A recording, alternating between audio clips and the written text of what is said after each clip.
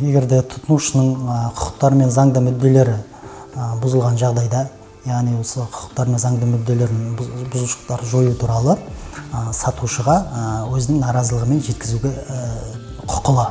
Яғни өз кезегінде сатушы осы наразылықты қарап, тұтынушының құқықтарын қалпына келтіруі тиіс. Ал егерде сатушы тарапынан бұл құқықтар қалпына келтірілмеген жағдайда, тұтынушылардың құқықтарын қорғау туралы уәкілеттік органға жүгіне алады.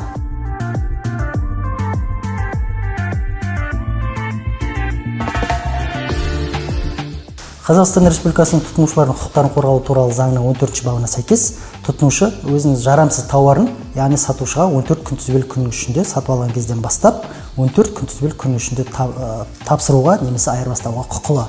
Ал өз кезегінде сатушы, яғни жарамсыз тауарды сараптама жүргізілу керек болған жағдайда, сатушыға ол тауарды қабылдаған күннен бастап 30 күнтізбелік күн ішінде айырбастауға немесе қайтаруға құқылы.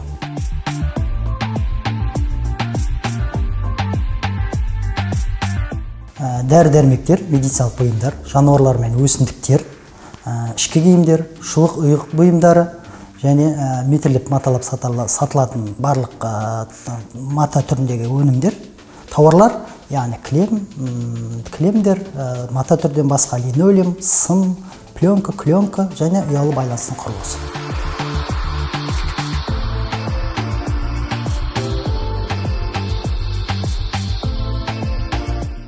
Әрине заңсыз, жоғарыда айтып кеткенімдей, жоғарыда айтылып кеткен тауарлардың басқасы міндетті түрде қайтаруға немесе айырбастауға жатады.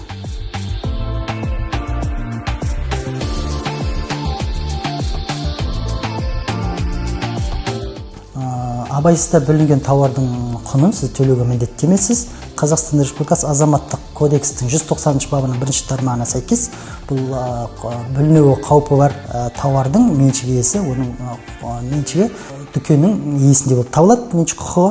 Сол себепті сіз абайсызда бүлдіріп алған тауардың құнын төлеуге міндетті емессіз.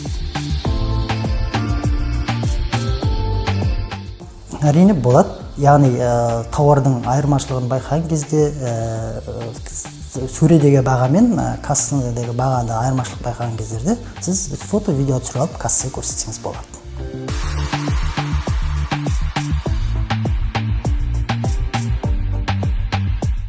Егерде сіз сөмкеңізді сақтау ящигіне тапсырғыңыз келмесе, сіз қалдыруға міндетті емессіз. Ал қалдырылған жағдайда, сақтау ящигіне сіз қалдырған жағдайда, Қазақстан Республикасы азаматтық кодексінің 775 баптың 1-2 тармағы және 778 баптың тармақтарына сәйкес, яғни сіз өз сөмкеңізді уақытша сақтау ящигіне қалдырған сәттен бастап, ол сіздің жеке заттарыңа жауапкершілік дүкен иесіне, әкімшілігіне тиесілі болады.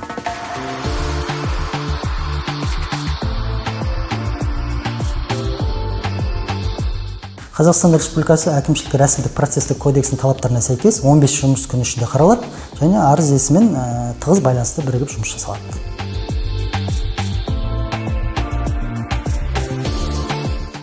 Яғни Атырау қаласы Азаттық даңғылы 31А мекен-жайында орналасқан Атырау облысының тұтынушылар құқықтарын қорғау департаментіне немесе 32-10-36 телефон байланысы арқылы хабарласуға болады.